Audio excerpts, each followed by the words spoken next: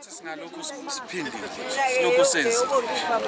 lumnandi kahle kakhulu awuthi ngikoshelani impela sidele konke sikwenza sila sizochobelela ngoba bathena isihlahla ukuze sikwazi ukukhula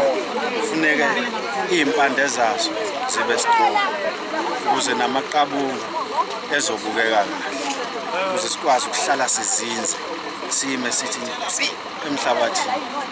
ngakho ke uma ungazazi ukuthi imvelaphi yakho imi kanjani ufana nesihlahla esingenazi impande ilapho yini oyithokozele kakhulu ukuthola nje lolu lwazi lolu ngoba sizobhula amazolo ngoba kuzobe kukhunjulwa impi yasesandlwane nesonto elizayo sizobhula amazolo ke thina ukuze sothola yonke ingonyuluko ukuthi kahle hle kwenzakalani kuyathokozisa siyabonga.